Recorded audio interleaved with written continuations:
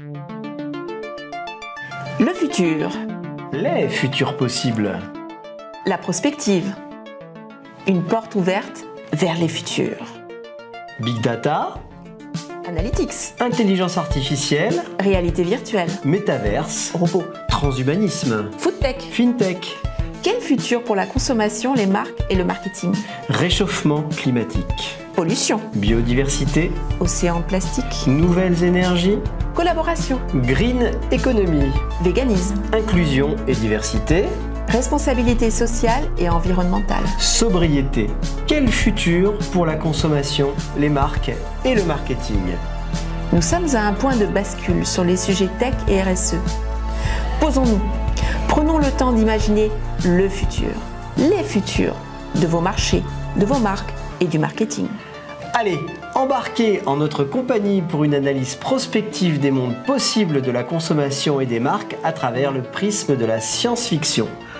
Un podcast animé par Marina, notre experte en pop culture et tendance fiction. Et par Pierre, notre expert marque et consommation. Allez, attachez vos ceintures, décollage imminent vers le futur. Et surtout, faites-nous part de vos impressions sur ce voyage à travers l'espace et le temps. Pour analyser les liens entre Kantar, science-fiction et monde de demain, nous avons fait appel à Raphaël Granier de Cassagnac, auteur d'un triptyque fascinant sur l'intelligence artificielle. Et vous allez voir qu'il apporte un twist intéressant au concept. Pas besoin de lui faire passer le test de Turing, je pense.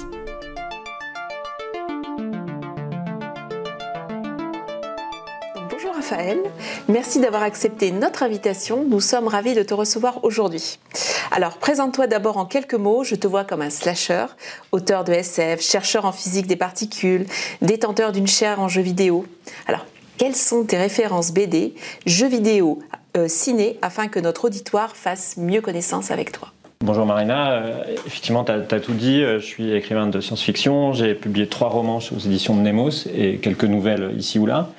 J'ai effectivement passé une thèse en physique des particules en 2000 sur la symétrie matière-antimatière et depuis je travaille au CNRS sur ces sujets-là, en particulier au CERN à Genève. Et puis depuis quelques années, je m'intéresse à un autre média que le livre.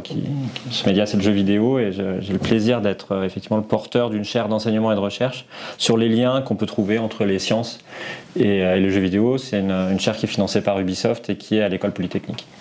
Et tu me demandais des références. Les premières qui viennent dans les 3 médias que tu as mentionnés, c'est pour le cinéma, c'est L'Armée des 12 singes de Terry Gilliam, qui à mon insu m'a drôlement influencé sur au moins un de mes romans. En BD, je dirais SOS Bonheur, qui est une BD des années 80 qui anticipe le futur d'une façon magistrale. Et puis jeux vidéo, j'ai découvert un peu sur le tard un jeu qui s'appelle Disco Elysium, qui est un jeu vidéo, un jeu de rôle, un RPG très politique, avec le personnage au fur et à mesure de son évolution est amené à prendre des décisions et à s'orienter vers des choix assez politiques, et je trouve ça assez malin d'avoir mis des thématiques comme ça dans un jeu vidéo. Eh bien, écoutez, très belle référence, parce que L'Armée des 12 singes est un de mes films préférés également, et je dois dire que je n'ai pas arrêté de voir et de revoir ce film et d'adorer la manière dont Terry Gilliam joue avec le temps et les séquences entre le passé et le futur, la manière dont tout s'entrechoque, le message écolo du film glissé mine de rien est exceptionnel. Et SOS Bonheur, c'est la BD de Van Damme, c'est ça? Ouais, c'est Griffo Van Damme. Ouais, j'aime beaucoup ce qu'écrivait Van Damme dans les années 70-80. Par contre, je suis moins jeu vidéo, donc voilà, c'est intéressant, je vais Mais il faut que tu joues à explorer. Disco Elysium. Je vais regarder ça. Donc, tu as récemment écrit un bouquin, Resilient Thinking, qui met en scène l'intelligence artificielle et la conscience artificielle. Alors, dans un monde post-apocalyptique, elles sont une composante essentielle du livre et des personnages à part entière. Antagonistes, protagonistes, sensuelles, agressives, curieuses. J'ai le sentiment que tu invites à explorer leurs possibilités. Alors, est-ce que j'ai bien cerné ton bouquin? Est-ce que tu vois des petites choses à ajouter? Tu as bien cerné mon bouquin et même mes bouquins, parce qu'en fait, cette dichotomie que je fais entre l'intelligence artificielle d'une part et la conscience artificielle d'autre part, elle est présente dans mes 3 romans en fait. Et ça se construit au fur et à mesure. C'est-à-dire que pendant longtemps, c'était des personnages très secondaires, un peu dans le background du roman. Et là, effectivement, dans le troisième roman, il y en a une de chaque genre, une intelligence et une conscience, qui prennent une importance un peu plus prononcée. Et ça devient des personnages importants du roman. Et comme toujours, quand beaucoup d'écrivains, quand ils avancent un personnage, ils le laissent un peu évoluer. Donc je me suis laissé porter, une fois que j'ai défini ce que c'est qu'une intelligence artificielle, une conscience artificielle, je me suis laissé porter et je les ai laissés évoluer. Elles m'ont un peu surprise par certains aspects. Oui, tu mentionnais les 2 autres livres que tu as écrits avant celui-ci. Et c'est vrai que je les ai découverts à rebours. Thinking Eternity et Eternity Incorporated. Elles sont très intéressantes et l'univers est développé est très différent et tout aussi passionnant. Donc, nous allons maintenant entrer dans le cœur de la matrice. Excuse-moi, je fais une référence au podcast que tu as enregistré l'année dernière pour France Culture. Et en fait, je voulais dire le cœur du sujet. Donc, tu opposes conscience artificielle avec Caïn, le superordinateur du vaisseau spatial, face à l'intelligence artificielle qui s'appelle Elia. Alors, dans ton livre, l'intelligence artificielle paraît beaucoup plus humaine dans sa logique, sa froideur, sa rationalité, alors que la conscience artificielle, incarnée par Caïn, est plus proche de ses émotions, de ses instincts animaux, par le désir, le viol, le meurtre. Alors pourquoi cette opposition ?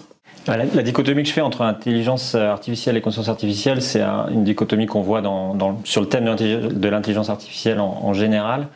Pour moi, l'intelligence artificielle, c'est des assistants dédiés. C'est ce qu'on appelle parfois l'intelligence artificielle faible. C'est-à-dire on prend une tâche et on construit une intelligence pour qu'elle réponde à cette tâche-là. Et donc ça existe depuis longtemps. La calculatrice en est une. La calculatrice sait mieux faire des additions, des multiplications que l'être humain depuis très longtemps. Donc ça, c'est l'IA. La conscience artificielle, dans ma définition, c'est l'intelligence artificielle plus classique de la science-fiction, qui est l'intelligence artificielle qui essaye de reproduire l'être humain. Donc d'abord le reproduire, qu'on puisse ne pas faire la différence entre une conscience artificielle et un être humain, et puis évidemment le dépasser.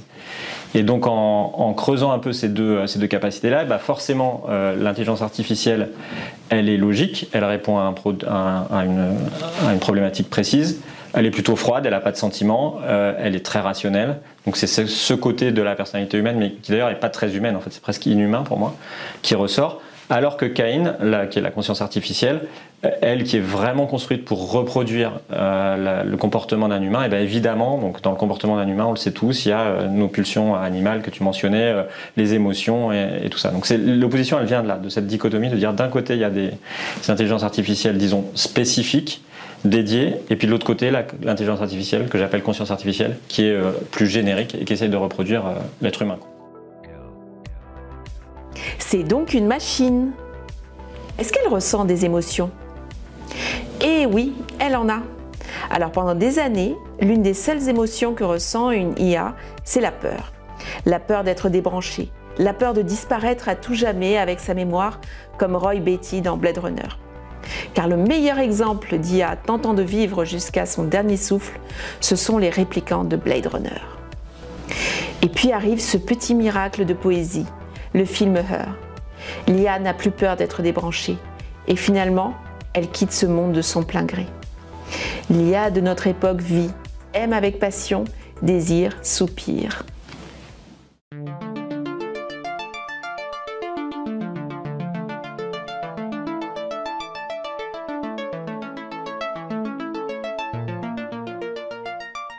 La dichotomie est fascinante dans le bouquin. Et en fait, comme tu le disais, on a délégué beaucoup de tâches aux machines. Et ton livre dresse en fait un constat alarmant parce que je pense notamment à un paragraphe que je vais lire qui est page 88 de ton bouquin. Les textes disent qu'avant l'Holocauste, les hommes ne savaient individuellement rien faire pour assurer leur propre survie qui relevait d'une charge communautaire. Ils ne savaient ni chasser, ni cultiver la terre, ni élever des animaux, ni fabriquer leurs vêtements, ni se soigner, ni produire de l'énergie. Tout cela était assuré par d'autres, par la collectivité, voire par des machines. Donc, après cette lecture de ton livre, finalement, l'homme a délégué aux autres, aux machines. Est-ce que tu sous-entends qu'on perd nos vies, qu'elles dépendent maintenant de l'IA ? Est-ce que tu y vois des signes dans notre société ? Parce que on le voit aujourd'hui, l'IA se développe aussi sur le terrain de la créativité. on a des auteurs, des artistes, des journalistes. Est-ce qu'il faut en avoir peur? Mais toi, est-ce que tu penses que l'homme peut garder son destin en main en s'appuyant sur l'intelligence artificielle? Et quelles sont les mesures à prendre, à mettre en œuvre pour s'assurer qu'on reste le maître de son destin? Oui, non, il ne faut pas avoir trop peur, je pense, mais il faut avoir conscience, mais il ne faut pas forcément avoir peur.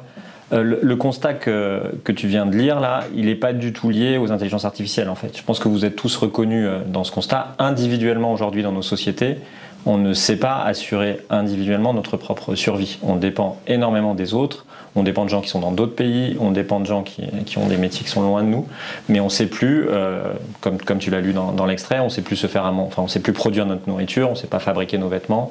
Même l'information, elle est loin de nous, elle est dans Internet, elle est loin, quoi.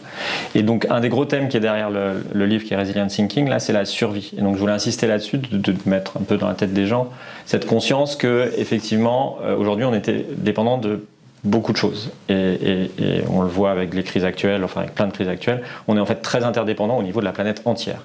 Alors se rajoute par-dessus ça la couche de l'intelligence artificielle où effectivement on commence peut-être à dépendre aussi de systèmes, enfin on dépend de machines, ça c'est évident, hein. Une grosse partie de tout ce qui nous entoure a été fabriqué par des machines et pas par des humains, enfin par des humains qui ont créé des machines, qui ont créé les objets qui sont autour de nous. Des machines d'intelligence, c'est l'étape d'après et donc on y arrive là, c'est-à-dire qu'il y a de plus en plus de choses, nos algorithmes internet, plein de choses qui sont en fait créés ou produits par des intelligences artificielles. Et donc, de la même façon qu'on a été interdépendants entre nous avec les machines, et bien aujourd'hui, on est en train de devenir un peu interdépendant des intelligences artificielles. Maintenant, si on en a conscience, qu'on le sait, que ça nous libère, comme toutes les choses que j'ai dites auparavant, de contingences qui nous permettent de faire autre chose, d'être plus créatifs, d'avoir plus de loisirs, c'est pas forcément grave, c'est même plutôt positif en fait. Donc pour moi, il n'y a pas à avoir peur, mais en avoir conscience et en parler là tous ensemble, c'est pour moi très important en fait. Oui, c'est important d'en avoir conscience parce que c'est vrai qu'on réalise qu'on a délégué énormément de choses. Et en fait, en lisant ça, je me suis dit, mais c'est vrai, mais le constat s'applique dès aujourd'hui. Je serais incapable de planter une carotte ou de coudre un vêtement. Une question me taraude, car pour moi, même si la pop culture m'affirme autre chose, par le cinéma, par la littérature, en donnant une voix masculine, une voix féminine aux intelligences artificielles, en fait, c'est le programmateur qui décide. Dans 2001, l'Odyssée de l'espace, Hal est un homme, dans Her, c'est une femme, idem dans les personnages d'esclaves sexuels de Blade Runner. Alors, est-ce que c'est un besoin de se raccrocher à quelque chose de connu? Et on peut légitimement se demander si l'intelligence artificielle est genrée.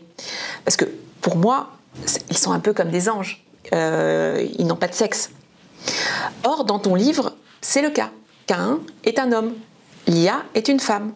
Alors, bien sûr, au début, ton livre mentionne que les consciences artificielles ont choisi leur sexe. Mais est-ce que tu peux aller plus loin, nous expliquer le contexte de la création de Caïn et en fait, quel poids a le genre donné pour une intelligence artificielle? Dans le principe, et pour mes intelligences artificielles et pour mes consciences artificielles, elles ne sont pas du tout genrées en fait.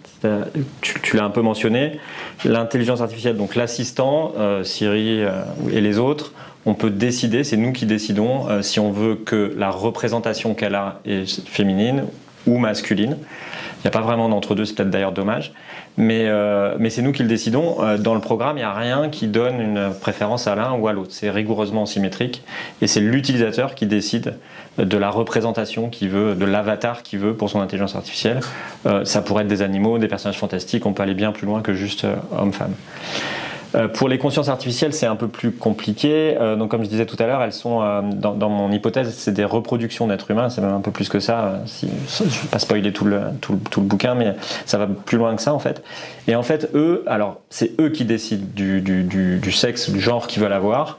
Et à un moment, dans un des 3 romans, je raconte un peu le début de l'existence d'une conscience artificielle. Et en général, je prétends qu'elles essayent tout, en fait, y compris des trucs improbables. Et donc justement, elles ne sont pas genrées, elles s'intéressent au modèle de genre de l'humanité et à le varier et à regarder ce que c'est que d'être un homme, d'être une femme, choisir éventuellement d'être l'un, l'autre, de temps en temps, quelle fréquence. Donc justement, elles ne sont pas du tout genrées. Maintenant, dans la pratique, quand on écrit un roman comme ça où Caïn et l'IA ne sont que 2 personnages parmi 8, c'est très difficile de pas les genrer en fait, parce qu'on est tous habitués, on a tous besoin de ce genre de représentation masculine-féminine. Et donc effectivement, j'ai pas fait changer Cain de sexe dans l'ensemble du roman, donc il est plutôt, il est homme du... Maintenant, c'est pas vrai, à un moment je le fais changer, mais c'est dans un paragraphe qui passe assez vite. Il est homme du début jusqu'à la fin, sauf pendant une petite période du roman. Et Lia, c'est pareil. Alors, je l'ai voulu d'abord féminine parce que il y avait une représentation un peu d'héritage du passé, de déesse tutélaire, et je trouvais que c'était plus fort que ce soit une femme qu'un homme en termes de narration. Donc, je l'ai d'abord faite femme. Après, à un moment dans le roman, elle change de nom et je me suis dit, est-ce que là, je la ferais pas changer de sexe? Et je me suis dit, non, c'est trop compliqué pour le lecteur. Donc, c'est assez pragmatique, hein, c'est juste vraiment pour un problème de représentation que j'ai effectivement fait une conscience artificielle qui se trouve être dans un avatar masculin et puis une intelligence artificielle qui se trouve être dans un avatar féminin. Mais c'est pas une fatalité. On pourrait écrire un roman entier, ce serait un autre roman avec moins de personnages, dans lequel on s'amuse justement avec cette question-là, qui est super intéressante à mon avis, hein, de passer de l'un à l'autre, de mélanger, quoi. Lia n'a pas de sexe, même s'il est genré pour créer une tension dramatique ou sexuelle. Avez-vous fantasmé sur la voix sensuelle de Scarlett Johansson dans Her, comme le protagoniste? J'avoue, moi oui. As much as I want to, I can't live in your book anymore. Et n'oublions pas que Lia a choisi son sexe au début du film, lorsque Joaquin Phoenix a téléchargé l'OS 1. Avez-vous été troublé par les robots de Westworld qu'on voit nus et anatomiquement bien genrés pendant toute la première saison de la série produite par HBO? On aurait pu imaginer que, comme les statues antiques représentant des femmes, elles n'auraient pas de sexe. Mais non, le réalisme va jusqu'au bout. Et pourquoi pas, finalement, tant qu'il n'y a pas de male gaze? Dans une scène plutôt drôle de la deuxième saison, un robot féminin force un homme à se déshabiller.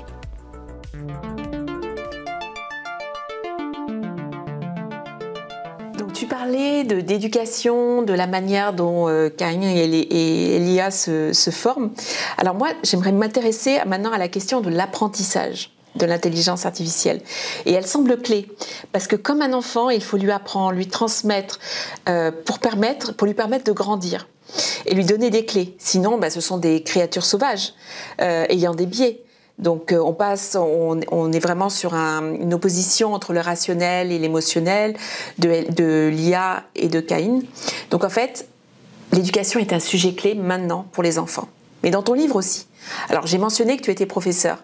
Est-ce que tu souhaites partager un message ? Vraiment non, j'ai pas une fibre enseignante très grande. J'enseigne un petit peu, mais c'est pas le mode de communication ou de transmission qui m'intéresse le plus. D'ailleurs, j'ai plutôt diminué mes charges d'enseignement pour augmenter mon temps d'écriture. Je suis pas sûr d'être un bon pédagogue par ailleurs. Donc non, je suis pas du tout un spécialiste de ça. Maintenant, oui, la question de l'éducation, elle est cruciale. Et tu parlais d'éducation, tu dis qu'elle est cruciale pour les enfants. À mon avis, aujourd'hui, elle est cruciale pour tout le monde. Parce que le monde est en évolution extrêmement rapide, réchauffement climatique, nouvelles problématiques comme les problématiques d'IA, justement, il se passe plein de choses.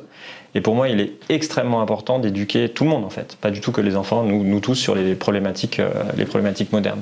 Donc oui, la question de l'apprentissage est extrêmement importante.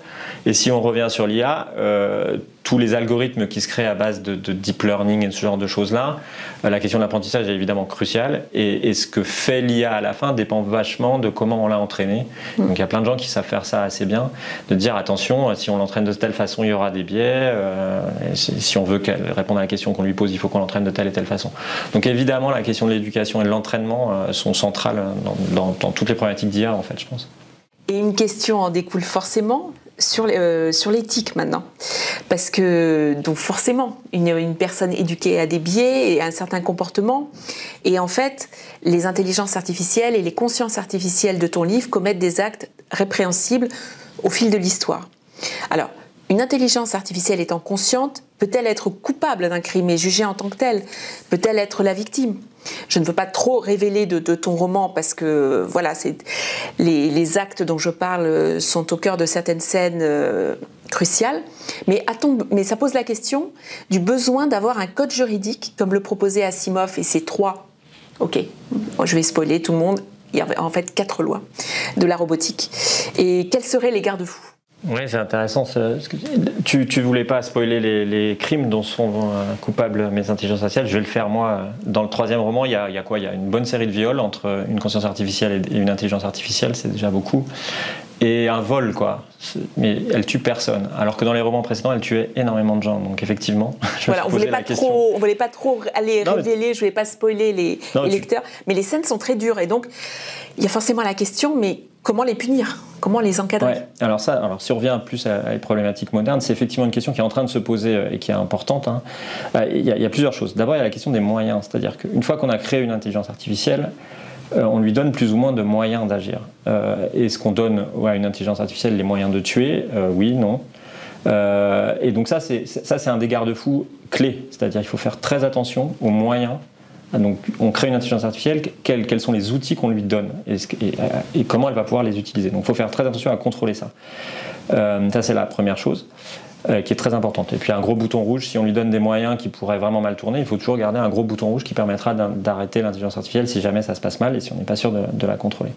Ça c'est un premier volet. Et ça arrive parce que par exemple, tout le monde parle de ça en ce moment, les voitures autonomes qui sont pilotées en grande partie à base d'IA, et une voiture ça tue, c'est même un des moyens c'est même une des sources de morts les plus importantes aujourd'hui. Donc une voiture ça tue, et donc s'il y a un accident de la route, qui est responsable ? Est-ce que c'est l'intelligence artificielle qui pilote la voiture, le constructeur de la voiture, le propriétaire de la voiture? Et donc c'est des questions qui sont en train d'être légiférées dans le monde, avec pas forcément les mêmes approches sur les différents continents. Et donc oui, c'est super important d'écrire des lois dès qu'il y a un système expert, une voiture, par exemple une voiture autonome qui arrive. Très vite, on va avoir besoin de lois assez claires pour savoir, en cas d'accident, qui est responsable. Et ça va plus loin, c'est-à-dire qu'est-ce qu'on met dans les algorithmes ? C'est-à-dire, si une voiture a le choix entre foncer dans un platane et probablement tuer le conducteur de la voiture et écraser un piéton qui peut-être a une poussette avec lui et un enfant en bas âge, est-ce qu'on code quelque part ? Est-ce que quelqu'un code dans l'algorithme ? Dans ce cas-là, tu vas choisir le platane ou le piéton. Donc ça, c'est des enjeux cruciaux aujourd'hui et il est super important de s'en emparer. Il est aussi très important que nous, en tant que citoyens, on en ait conscience et qu'on s'empare de ces débats parce que il faut garder un certain contrôle citoyen sur des questions comme ça. Qu'est-ce que sont ces fameuses 3 lois de la robotique ? Les 3 lois de la robotique, formulées en 1942 par les écrivains de science-fiction Isaac Asimov et John W. Campbell, sont des règles auxquelles tous les robots positroniques qui apparaissent dans leurs romans doivent obéir. Mais il y a une 4e loi, la fameuse loi 0, que je vous laisse découvrir au gré de votre lecture du cycle des robots. Car après tout, je ne dois pas tout vous révéler.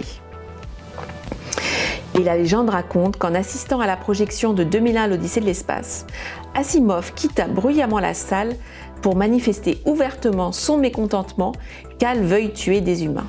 Ah, vanité, clé de toutes les âmes.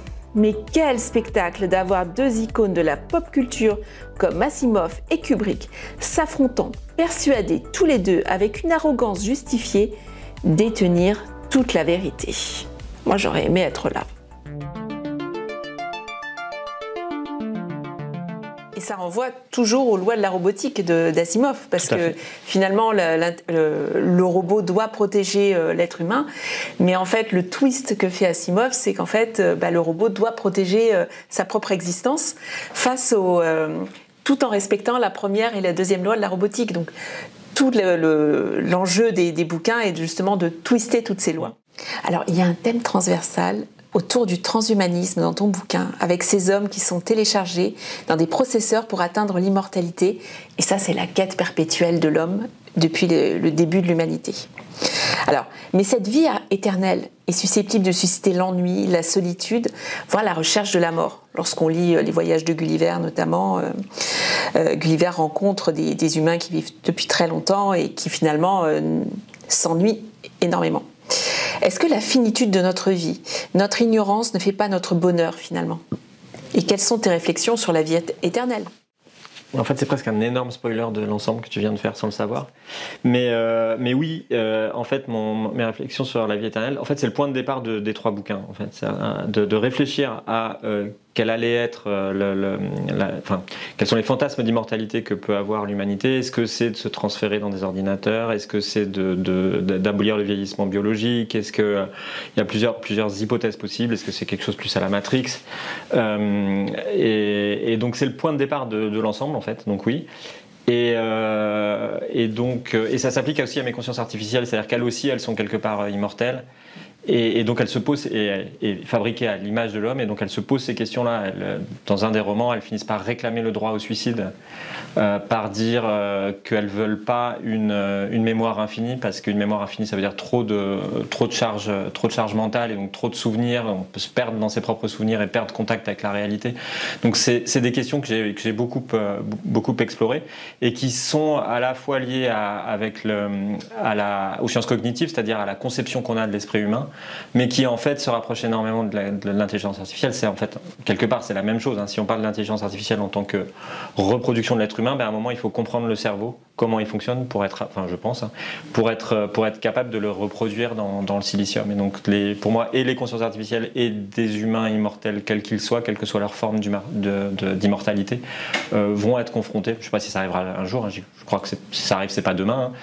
Mais vont être confrontés à cette question de si on vit éternellement, qu'est-ce qu'on fait, quoi? Est-ce qu'on s'ennuie pas un petit peu si on vit éternellement? J'ai vu tant de choses que vous, humains, ne pourriez pas croire.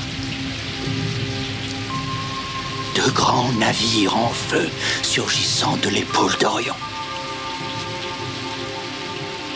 J'ai vu des rayons fabuleux. Des rayons C briller dans l'ombre de la porte de Tannhauser. Tous ces moments se perdront dans l'oubli. Comme les larmes dans la pluie.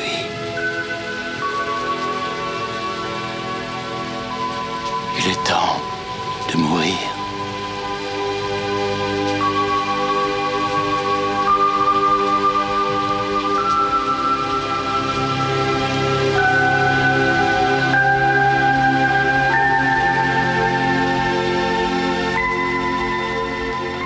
Roy Batty, le chef des réplicants interprété par Roger Hauer, passe ses derniers instants à déclamer son monologue des larmes dans la pluie avant de succomber, montrant ainsi posséder au moins autant d'humanité que les humains qui cherchent à le tuer. Par cette scène lyrique, Roy accepte de mourir comme un humain au lieu de chercher à prolonger sa vie. Et par là même, il accède à l'immortalité cinématographique puisque c'est l'une des plus belles scènes du cinéma aujourd'hui. Ce qui fait le sel de notre vie, c'est de ne pas savoir à quel moment elle prendra fin. Et ça apporte du piment, malheureusement, c'est notre destinée commune, finalement. Donc ça nous réunit. Même si, bien sûr, je préférerais être là encore pendant des centaines d'années pour voir ce qu'il va se passer. Si dans un siècle, le Covid sera toujours là, par exemple. Donc j'ai envie de terminer cet échange par une question un peu provocante. Est-ce que l'intelligence artificielle devient la suite naturelle de l'évolution de l'homme? Et on peut aller plus loin. Quelle est la prochaine évolution de l'humain? L'immortalité biologique, est-ce que c'est quelque chose qui sublime l'humanité et ne la pervertit pas un petit peu? Personne n'a la réponse à cette question-là, c'est-à-dire la next generation, comme j'appelle ça souvent, c'est-à-dire qu'est-ce qui va remplacer, si quelque chose remplace l'humanité? Bien malin est celui qui apportera la bonne réponse. Alors évidemment, la science-fiction s'est emparée de cette question sous toutes ses coutures. L'intelligence artificielle est une piste, l'immortalité biologique en est une autre, comme tu le mentionnais. Il y en a plein des questions comme ça. Et moi j'ai envie de dire, aujourd'hui en tant que citoyen, on vit dans un monde qui est un peu en crise. Je pense dépassé un espèce de sommet d'une évolution. Il faut qu'on fasse attention à se calmer un peu pour continuer à garder une espèce de qualité d'existence qui est la nôtre, quoi. Et donc, peut-être justement que la prochaine génération, c'est une génération qui fait un petit pas en arrière. Je pense que ce serait intéressant de se poser cette question-là. Et donc, dans ce cas-là, c'est sûrement pas aller vers le fantasme de l'immortalité. On a un problème de surpopulation, il ne faut pas être immortel, ça n'a aucun sens. Ou alors, il faut arrêter de se reproduire. Et peut-être pour l'anecdote, un des points de départ de mon processus d'écriture, c'est quand j'ai reposé un bouquin, ça va peut-être vous surprendre, mais de Michel Houellebecq, c'est Les particules élémentaires.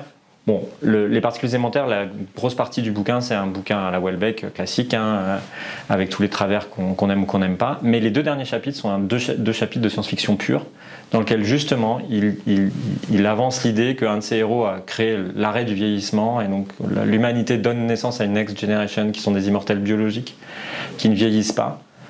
Et ce qui est très intéressant dans son approche, alors ça tient sur 2 chapitres, je ne suis pas sûr que ça tiendrait sur un roman, c'est qu'il dépeint une suite radieuse en fait, c'est-à-dire ça se passe bien.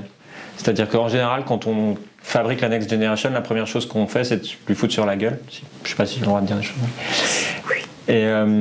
Et donc la Next Generation commence par s'opposer à l'ancienne, ou l'ancienne s'oppose à la nouvelle, et on se bat. C'est le fantasme de l'intelligence artificielle qui a peur d'être débranchée, comme HAL par exemple. Enfin, c'est tout ça. Donc tout ça, c'est souvent l'intelligence artificielle est vue comme un truc avec une adversité qui va s'opposer à l'être humain.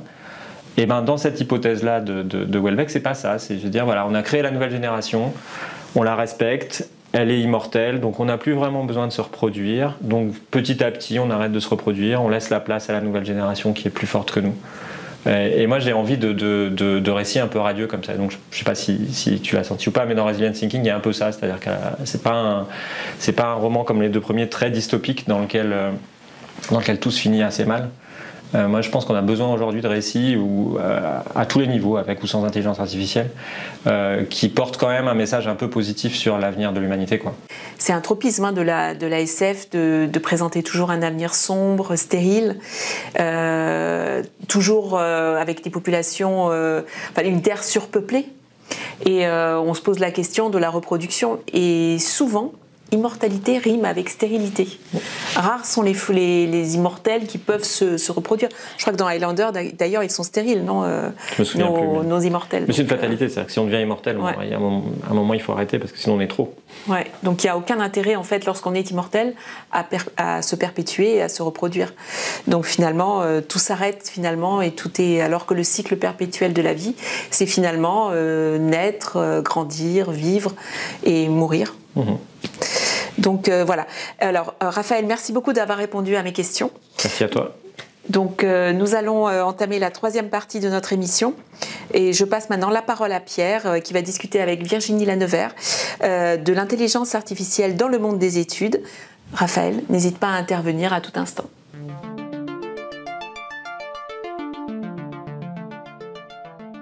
Merci Marina et Raphaël pour cet échange très instructif et provocateur en utilisant ton livre comme porte d'entrée sur les possibilités de l'intelligence artificielle. Alors maintenant, je suis ravi de discuter avec toi, Virginie, toi qui es directrice du département Analytics pour Kantar Insight France. Et la première question que j'ai pour toi, c'est où en est-on de l'utilisation de l'intelligence artificielle dans les études et comment se sont-elles développées? Donc tu peux donner un peu de perspective historique. Ah, ça c'est très historique parce que ça fait très très longtemps qu'on utilise l'intelligence artificielle dans nos domaines. Et pourquoi? Juste parce que l'apparition des données massives a nécessité l'utilisation d'intelligence artificielle pour le traitement de la donnée. Alors je vais vous donner quelques petits exemples quand même. Par exemple, le panel Metascope qui a été créé par Kantar en 1963. 10 000 interviews à l'époque, 600 000 aujourd'hui. Ah oui, en effet. Donc massif. Alors ça c'est un exemple. On génère des données massives quand on étudie le search, quand on géolocalise des transactions ou des comportements, quand on parle de conversations sur les médias sociaux. Donc en fait toute cette multiplication des données, ça crée de la donnée massive et donc des besoins de traitement rapide et efficace de ces données. Donc ça, c'est l'usage, je dirais, primitif, mais très sophistiqué, au demeurant, de l'intelligence artificielle dans nos métiers. Ça, c'est la base de départ chez nous. Oui, effectivement, en effet, puisqu'en 1963, je ne sais plus quelle date tu as donnée pour la création du panel Metascope, effectivement, on n'avait que des réponses à des questions de consommateurs. Effectivement, dans nos panels, on a la possibilité de savoir quel est leur surf sur Internet, où ils se déplacent exactement, partout, parce qu'ils ont accepté leur conversation, les images qu'ils postent, les vidéos qu'ils postent. Donc, tu imagines la quantité en fait de données produites à chaque instant et la quantité aussi de données qui est potentiellement riche d'enseignements pour nos métiers. Donc c'est ça c'est la base. C'est D'accord. vraiment la base de départ de l'utilisation de l'IA. Pour mémoire, sur Metascope, le premier algo a été déployé en 1991. Donc ce que je dirais aussi, c'est que rien n'est très nouveau. Ça se sophistique, ça évolue, mais c'est pas radicalement nouveau. Ce qui est radicalement nouveau, c'est le champ des possibles grâce à la donnée. D'accord. Alors, du coup, l'IA, on le voit, est très adaptée pour tester de gros volumes, enfin en tout cas pour comprendre et analyser de gros volumes d'informations.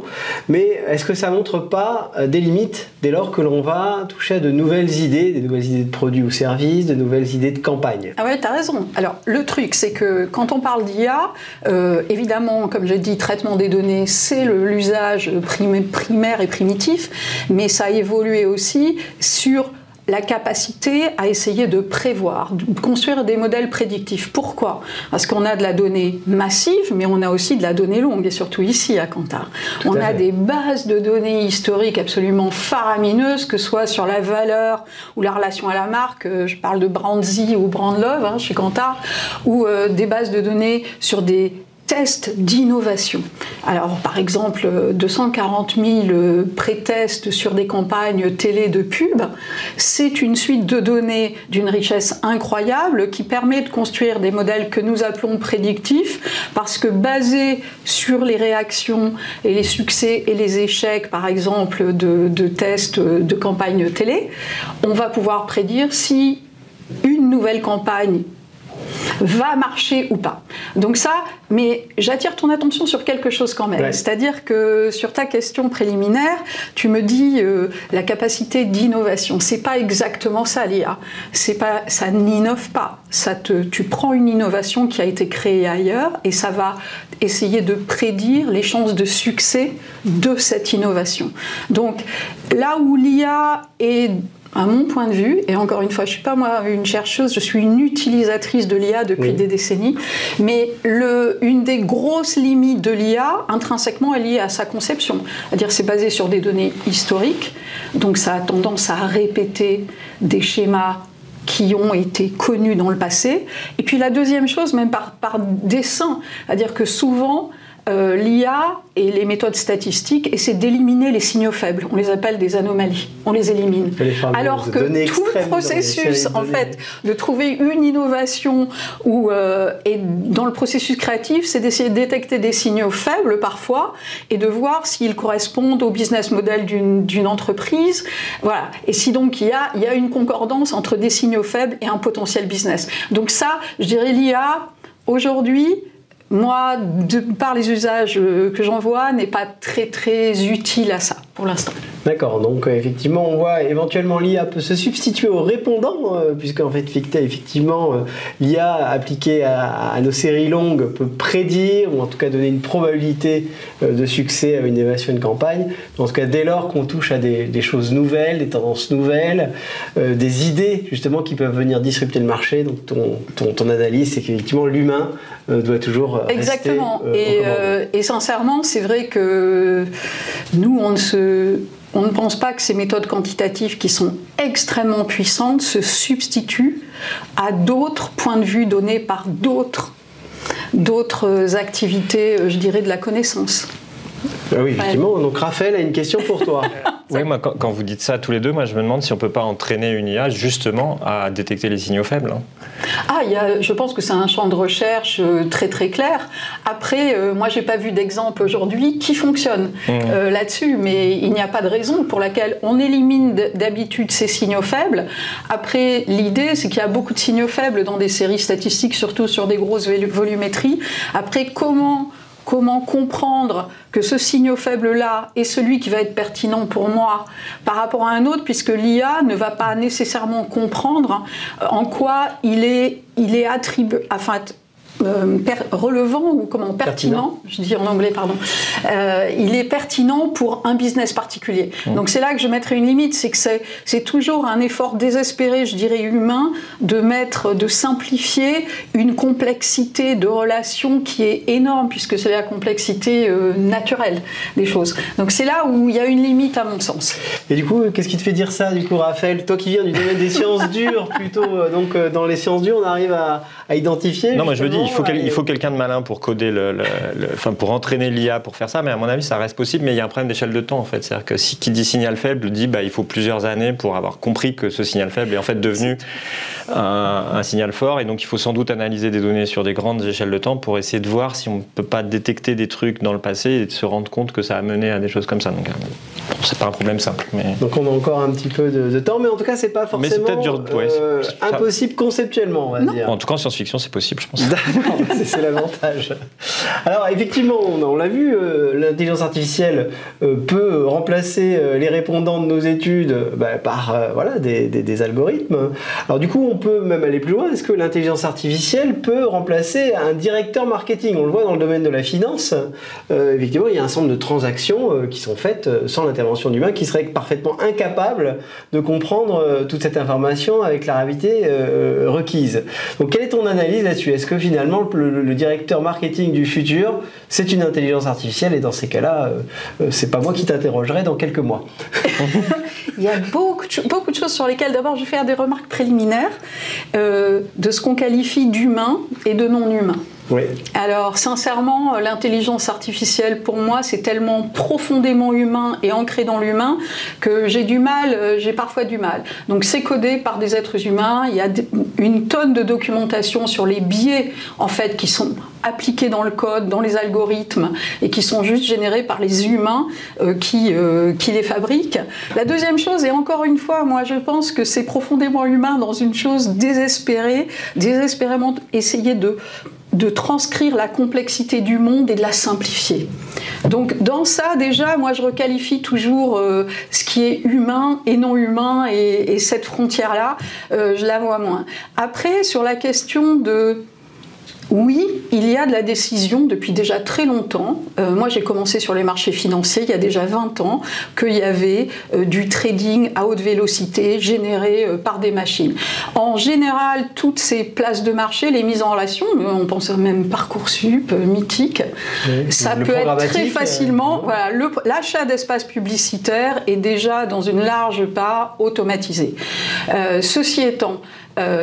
il faut bien quand même des êtres humains d'abord capables de vérifier, parce que oui, je sais bien qu'il y a des algorithmes qui contrôlent eux-mêmes la capacité à prendre les bonnes décisions d'autres algorithmes, mais malgré tout, il faut bien une instance d'abord de décision sur quelles variables sont importantes dans un modèle, quelles sont les variables importantes pour un business. Et encore une fois, j'en reviens, la deuxième raison pour laquelle moi je pense que définitivement un CMO restera essentiel, et toutes ses équipes d'ailleurs, avec des équipes supplémentaires pour gérer le portefeuille d'algo. Mais l'humain va rester, pourquoi? Parce que ce n'est qu'un point de vue sur une situation et un potentiel. C'est-à-dire, les modèles quanti ne vous donnent qu'une explication ou une grille d'explication sur un événement ou un potentiel en business. Et donc, il est toujours important, les meilleures décisions resteront prises avec plusieurs points de vue, des points de vue donnés par du quanti, des points de vue donnés par du quali. Et c'est quand même essentiel de continuer à intégrer plusieurs points de vue pour de la bonne prise de décision. Et encore une fois, quand on parle de programmatique, ce dont tu parlais au départ, il est aussi essentiel d'avoir une supervision intelligente, parce que même du machine learning, au bout d'un moment, il y a une déviation. L'auto-apprentissage peut faire que les modèles et les résultats des modèles vont dévier de ce qui était l'attendu.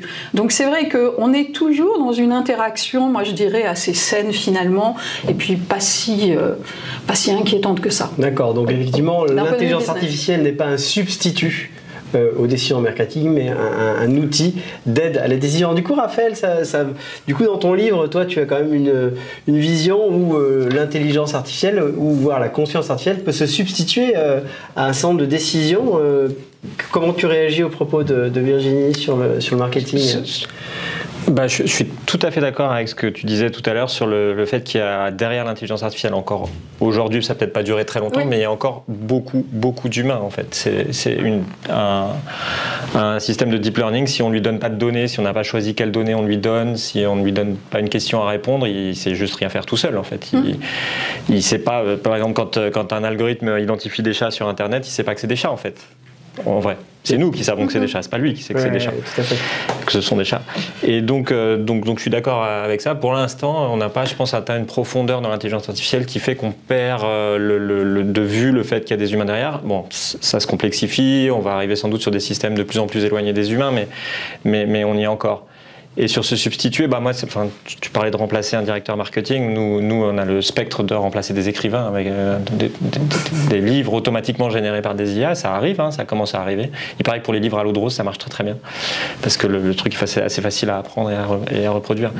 Donc oui, ça va arriver tout ça. Il va y avoir certaines tâches sur lesquelles l'IA va remplacer l'être humain qui fera autre chose à la place. Il ira à la plage. Oui, ça existe déjà d'ailleurs, non ? Oui, tout à fait. Ça existe même d'ailleurs dans le domaine de la publicité. Les premières publicités créées par des intelligences artificielles ont déjà vu le jour et ont même été déjà diffusées.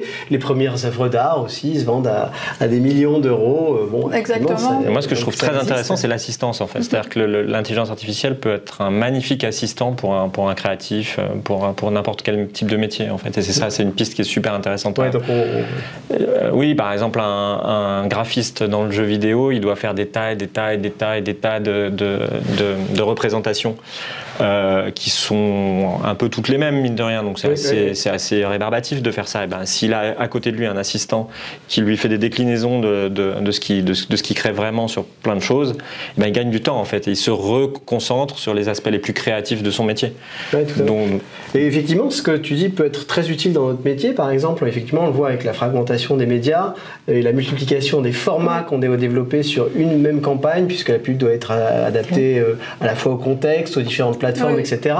L'important pour une femme ou un homme du marketing, c'est d'avoir l'idée, en fait, sa déclinaison. On connaît les codes d'expression de la marque sur différentes plateformes, donc effectivement, l'intelligence artificielle pourrait aussi. Mais là, encore une fois, on est loin du champ de l'innovation. On est dans le champ de la réapplication de règles communes, que ce soit scénarisé.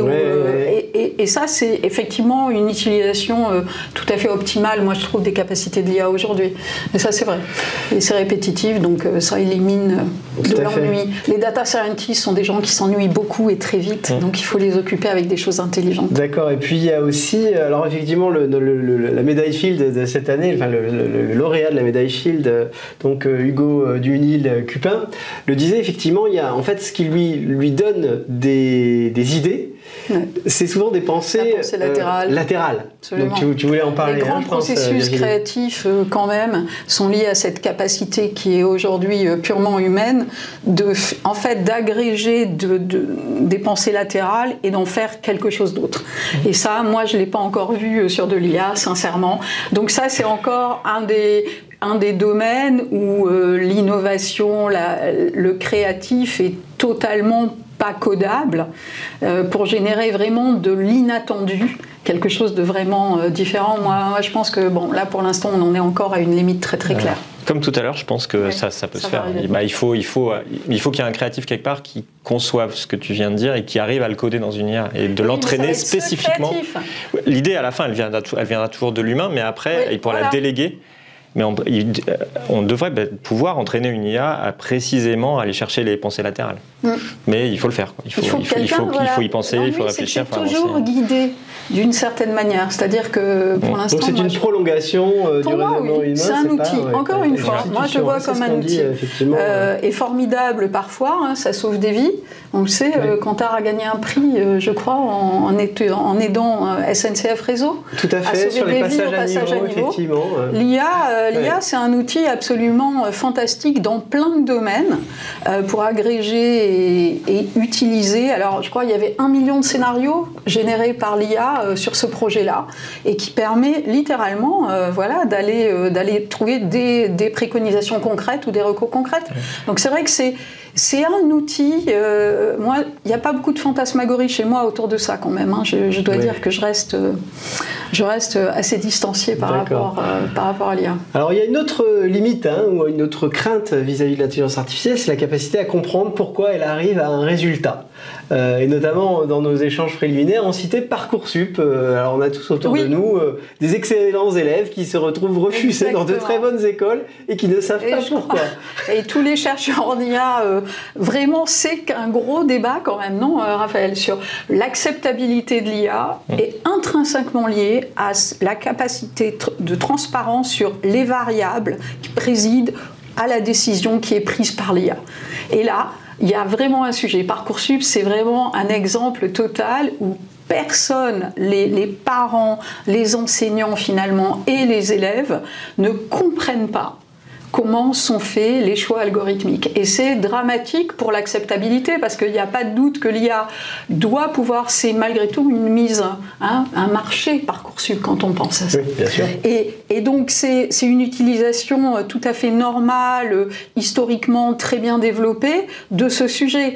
Donc je trouve très paradoxal qu'il n'y ait pas plus de capacité à expliquer comment les algorithmes ont été développés avec quelles variables. Et donc voilà, ça je trouve c'est encore une fois un domaine où il y a beaucoup d'améliorations à avoir pour l'acceptabilité de ces outils-là, surtout quand on commence à toucher à des applications grand public. C'est l'ordinateur, le pilote automatique sur Tesla, voilà, quels sont les choix, j'écrase quelqu'un de 70 ans ou pas. Oui. Alors du coup, est-ce que c'est une limite technique, c'est-à-dire comme c'est des modèles qui fonctionnent sur des corrélations, pas forcément sur des relations de cause à effet, ou c'est une limite de gouvernance et en fait finalement on ne souhaite pas donner toute la transparence. On en est où là en ce moment sur l'intelligence artificielle, sur cette limite? Alors Raphaël, tu diras ce que tu en penses. Moi, j'attends toujours le grand vulgarisateur. Oui, d'accord. De ce sujet-là, qui va arrêter de se réfugier derrière la technique, l'opacité des maths qui sont appliquées derrière ou des statistiques, mais qui explique clairement là où il y a un potentiel de biais ou comment on a corrigé les biais intrinsèques à la donnée qu'on va utiliser, le choix des données, la pondération. C'est quand même pas des mathématiques si avancées que ça, franchement. Mais on attend un grand vulgarisateur, quelqu'un qui serait capable de l'expliquer d'une façon très simple et justement pas dans l'opacité parce que ces algorithmes-là ont été audités, on peut année après année voir les résultats. Parcoursup, on voit quand même les résultats après plusieurs années de déploiement. Donc oui, moi j'attends ça. Je ne sais pas Raphaël si toi... Je suis complètement d'accord avec toi. Je suis d'accord avec ce que vous avez dit sur l'acceptabilité et puis l'explication, enfin l'éducation, on en parlait un peu tout à l'heure d'ailleurs, sur l'éducation des citoyens sur ces nouveaux outils. Il y a l'IA, il y en a d'autres, sur comment ça marche. Et c'est très très difficile pour l'IA parce qu'il y a plein de gens aujourd'hui qui utilisent des systèmes d'IA, experts, deep learning, n'importe quoi, qui comprennent pas eux-mêmes comment ça marche en fait, qui acceptent le résultat parce que ça les arrange en gros, et qui comprennent pas eux-mêmes comment ça marche. Et donc il y a tout un processus d'explication qui est peut-être même impossible dans une certaine... Moi, j'exclus pas le fait qu'on n'arrive jamais à convaincre l'ensemble de la société qu'il nous faut des IA. Peut-être que les gens préfèrent avoir, plutôt que Parcoursup, un truc assez mathématique simple, un algorithme arborescent super simple pour dire ok, si tu n'as plus de temps, tu vas là. Qui sera transparent, en tout cas. Qui sera qui serait complètement transparent comme c'était avant. Peut-être que les gens, peut-être que l'humanité, enfin la société n'acceptera jamais de confier ces décisions-là, certaines des décisions, sans comprendre à des machines, sans comprendre, et même en comprenant si ça se trouve. Non, je pense que le vrai obstacle, c'est ce que tu disais, c'est que c'est pas facile à comprendre. Le grand vulgarisateur, il n'existe pas encore. Et la science-fiction peut aider justement. Mais oui, bien sûr. En fait, de vulgarisation ou pas? Oui, bien sûr. Donc tous les médias peuvent aider en fait, mettre en scène des situations. La voiture autonome, c'est un exemple magnifique aujourd'hui parce qu'il est assez présent. Mettre en scène les situations, dire voilà, il y a des décisions à prendre, comment ça marche, les conséquences, balayer les conséquences. Donc là, la science-fiction, clairement. Moi, en ce moment, je travaille pas mal sur les liens entre science et jeux vidéo et je crois beaucoup dans le jeu vidéo pour ça. C'est-à-dire faire expérimenter à des gens, à des joueurs, Il y a des jeux dans lesquels un joueur humain joue, il y en a plein en fait, mais on ne s'en rend pas forcément compte, un joueur humain joue à côté d'une IA, et donc comprendre comment cette IA prend ses décisions, avancer là-dedans, c'est des moyens de sensibiliser une grande partie de la population, les jeunes, tous des jeux vidéo dans les mains aujourd'hui, sur des questions comme ça, quoi. Alors du coup, cette problématique de l'acceptabilité par les populations est liée à la transparence, mais elle est aussi liée à l'éthique de ce que l'on fait de l'intelligence artificielle, puisqu'effectivement, en connaissant tous les mécanismes d'influence, on peut amener les consommateurs vers des chemins où ils n'ont pas forcément envie d'aller, quelque part, et là on va parler de manipulation. Parallèlement à ça, on peut se dire que du coup, si les marques sont de plus en plus sophistiquées pour influencer le comportement des consommateurs, les consommateurs eux-mêmes vont mettre en place des intelligences artificielles pour les contrer, donc on va avoir un combat d'intelligence artificielle. Oui, mais alors le combat, il restera, à mon avis, hyper inégal, hein, Pierre, parce que quand même, l'asymétrie des moyens et des investissements entre les gros acteurs économiques et puis les associations de défense des consommateurs, je pense que là, on est quand même dans un gros sujet. C'est quand même un modèle de développement industriel, l'IA. Donc, je crois que là, c'est la protection, je dirais, par les puissances publiques qui sont un peu des garde-fous. Alors, ils sont toujours à la traîne, je sais bien, par rapport aux avancées technologiques, mais quand même, en Europe, on a déjà une chance avec des réglementations sur la protection des données personnelles. Ça ne veut pas dire qu'on ne peut pas tripatouiller beaucoup sur le comportement de chacun sur les réseaux notamment. Mais en revanche, oui, moi je pense que c'est un peu illusoire de penser qu'il y aura un combat d'IA, il est trop disproportionné. En revanche, oui, l'éducation, déjà la vigilance. Si on expliquait, moi je crois beaucoup qu'il faut quand même comprendre comment on est influencé. Donc c'est vrai que c'est dans le parcours éducatif déjà que ça commence. Le code, je pense qu'il y a beaucoup de... Ça devrait être fondamental, c'est un langage, on apprend l'anglais, on apprend l'allemand, on apprend le chinois. Bon, on doit apprendre le code, c'est pareil. C'est universel maintenant et c'est très important parce que ça fait se poser des questions. Même un enfant va poser des questions très intelligentes quand on lui demande de coder. Donc voilà, il faut commencer comme ça. Après, je sais bien que dans les écoles et les business schools et puis les écoles d'ingénieurs, il y a toute cette réflexion pour ceux qui vont développer de l'IA sur des problématiques éthiques. Moi, je pense que ça vient aussi dans les entreprises sur réellement imposer. Alors l'ennui, c'est ce que tu disais. Moi, je crois que beaucoup dans les comités exécutifs avec lesquels on discute, il y a très peu de monde en fait qui comprend réellement ce qu'il faut, là où il faut mettre le doigt, les questions qu'il faut poser sur ce domaine-là. Donc c'est vrai qu'on est encore à un niveau, il y a une asymétrie financière, il y a aussi parfois une asymétrie de connaissances, à la fois chez les consommateurs, mais même chez les décideurs dans les entreprises. Alors ça va se régler générationnellement d'une certaine manière, parce que moi je peux imaginer que voilà, dans 20 ans, il y aura des gens dans les COMEX qui seront beaucoup plus en compréhension de ce qu'il faut absolument demander comme question à son patron des algos. Aujourd'hui, il n'y a jamais de questions sur les algos. Là, je me souviens, dans un précédent job, on générait 300 algorithmes par an. On avait un portefeuille, personne ne nous demandait jamais des détails sur la durée de vie, la fiabilité. C'était jamais demandé au niveau du board. Donc je crois qu'il y a encore beaucoup de chemin à faire. Mais pour l'instant, pour moi, le garde-fou déjà mis en place, c'est des réglementations un peu protectrices. D'accord. Et puis, effectivement, une évolution de la gouvernance des marques par des personnes qui sont de plus en plus animées par des principes éthiques par rapport à d'autres générations de patrons. Donc ça, c'est important. Alors l'autre chose qui peut venir renforcer l'acceptabilité des intelligences artificielles, c'est si cette intelligence artificielle est mobilisée pour un changement de modèle économique vers plus de sobriété, vers une capacité à influencer le consommateur vers des choix plus responsables, à la fois sociétaux ou environnementaux. Est-ce que tu y crois Bien sûr, parce que ça existe déjà.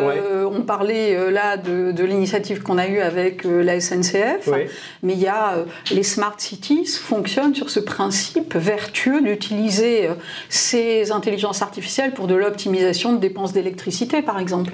On peut imaginer totalement que ce soit sur certains. Le sujet est sur la décroissance de notre consommation d'énergie. Je ne doute pas que l'IA va être un soutien absolument efficace pour identifier là où il faut aller en priorité et comment l'optimiser à moindre coût sur nos vies personnelles et puis le fonctionnement, par exemple, des entreprises. Donc c'est vrai qu'il y a des déploiements, je ne sais pas si tu as d'autres exemples, mais moi c'est vrai que je pense que ça existe 15% déjà. de réduction d'énergie demandée par la communauté européenne, effectivement, on pourrait tout à fait d'ores et déjà mobiliser ces intelligences artificielles. Exactement, regarde dans les programmes éducatifs en ligne, c'est vrai que tu commences, en fonction des réponses, de définir un autre parcours d'apprentissage. Ça, c'est vraiment des usages, je trouve, extrêmement pour le bien commun. Oui, c'est parfaitement l'utilisation de l'IA. Pour moi, elle est dans tous les éléments sociétaux où on peut capturer de la donnée et l'utiliser, parce que quand même. D'accord. Alors on voit effectivement, il y a beaucoup de possibilités finalement de développement de l'intelligence artificielle qui doit avoir pour corollaire effectivement de la transparence, de la mobilisation de l'intelligence artificielle comme aide à la décision, pas comme substitut, de la mobilisation de l'intelligence artificielle aussi pour des causes qui en valent la peine. Alors effectivement, je pense, Virginie, tu as une question pour Raphaël sur l'intelligence artificielle dans la science-fiction. Oui, moi, ça me fascine un peu comment c'est le sujet qui envahit quasiment tout l'imaginaire de la science-fiction. En tout cas, je ne suis pas une spécialiste, mais c'est ce que je vois. Et ça m'interroge un peu. Pourquoi on est si focalisé sur ce sujet-là, aux dépens des intelligences, par exemple, extraterrestres. Voilà. Alors, moi, j'en déduis que tu es une intelligence artificielle qui a été peut-être mal entraînée. Parce que, non, mais c'est sûr que l'IA, depuis très longtemps, hein, depuis les robots d'Asimov et même un peu avant, est un thème de science-fiction très fort, parce que c'est une mine narrative incroyable. Il y a plein de choses à raconter. Mais c'est pas la seule, hein. Il y en a plein d'autres. Les vies extraterrestres, ça existe encore. Avatar, dans un film comme Avatar, il y a très peu d'IA et on est très centré sur la rencontre entre deux espèces. Le voyage interstellaire, le voyage temporel restent quand même des thèmes qui sont très très utilisés en science-fiction. Souvent, il y a une IA qui devient folle dans ces... Dans Terminator, il y a effectivement une IA qui est du voyage temporel, mais pas toujours. Non, pas toujours. Je sais pas. Alors, je ne sais pas si vous allez me pardonner ça, mais par exemple, Les Visiteurs, c'est un film de science-fiction dans lequel il y a un voyage temporel et il n'y a pas d'IA. Et même un autre film français, peut-être de Clapiche, c'est pareil, c'est un film de science-fiction avec un voyage temporel, il n'y a pas d'IA. L'apocalypse aussi, c'est un thème à mon avis qui aujourd'hui est en train de prendre, ça a toujours existé, Mad Max, etc., mais qui est aujourd'hui en train de prendre beaucoup d'importance parce que on a peur du réchauffement climatique, de toute crise qui mettrait vraiment à mal la planète, en fait pas vraiment la planète, plutôt l'humanité, quoi. Il y a plein d'autres thèmes. Je trouve aussi récemment dans la science-fiction, il y a le terme de l'organisation sociale, qui est un thème qui était, en particulier par la SF américaine, assez peu traité et qui monte un peu en puissance. Je pense à La Servante écarlate, par exemple, qui est un très beau livre et très très belle série où on se pose des questions d'organisation sociale, des choses comme ça. Donc il y a plein d'autres thèmes. C'est sûr qu'aujourd'hui tout le monde parle d'IA ou de métavers ou de blockchain ou de choses comme ça, donc c'est des thèmes qui vont naturellement, parce qu'ils sont dans l'actualité, aussi être utilisés par les auteurs de SF parce que les gens en parlent, ça. Mais il y en a plein d'autres. Et beaucoup de dystopie finalement et peu d'utopie dans l'intelligence artificielle, ou finalement il y a quand même des visions positives de l'intelligence artificielle, alors, un petit peu dans ton livre d'ailleurs, mais... Alors oui. Alors ça c'est une question plus générale que l'intelligence artificielle. La SF est souvent dystopique, parce que ça fait vendre, hein. Je pense que le public, parce qu'on vit dans un monde où les gens aiment avoir peur. C'est ça, exactement. Les actualités, tout ça, nous vend de la peur un peu tout le temps, et donc nous auteurs de SF, on aurait tort de ne pas faire la même chose et de jouer un peu sur les inquiétudes viscérales un peu du lecteur. Mais on est plusieurs à s'être dit, c'est pas la seule voie, non, il faut aussi donner des récits positifs. Alors mes 2 premiers romans étaient assez négatifs, ils finissaient assez mal. Le 3e, c'était mon point de départ. J'ai dit, je ne veux pas que ce roman finisse mal, je veux donner un peu d'espoir, toute proportion gardée. Et donc je veux essayer de parler c'est pour ça que ça s'appelle resilient thinking, je veux dire la résilience de l'espèce humaine. On va s'en sortir. Plus on a conscience des périls qui sont devant nous, mieux on s'en sortira, mieux on s'emparera à l'avance des crises qui sont en train d'arriver. Et donc moi je pense que c'est important, et il y en a pas mal, hein, qu'on écrive des récits d'anticipation, futuristes, et pas seulement les écrivains, les journalistes, les politiques, tout le monde nous vendent des récits aussi où on a quand même un peu d'espoir. Sinon, le nombre de gens aujourd'hui qui disent bon, le réchauffement climatique, je m'en fous parce que de toute façon c'est trop tard. Bah non, c'est pas trop tard. En effet. C'est vrai. Mais vous êtes tous les deux porteuses et porteurs de messages très positifs et avec du coup comme corollaire effectivement une nécessité de réfléchir aux implications de l'intelligence artificielle dans la société en général et dans la société de consommation en particulier. Donc merci beaucoup Merci à toi. pour votre participation beaucoup. à cette émission aujourd'hui. Et voilà, c'est tout pour aujourd'hui les amis. Merci de nous avoir écoutés. C'était la première édition de notre podcast Insights of Tomorrow. N'hésitez pas à nous laisser un message vocal avec vos impressions, nous le diffuserons lors de notre prochain podcast. Rendez-vous dans un mois pour la 2e édition sur les tendances de l'alimentation dans la SF. Et d'ici là, bonne lecture.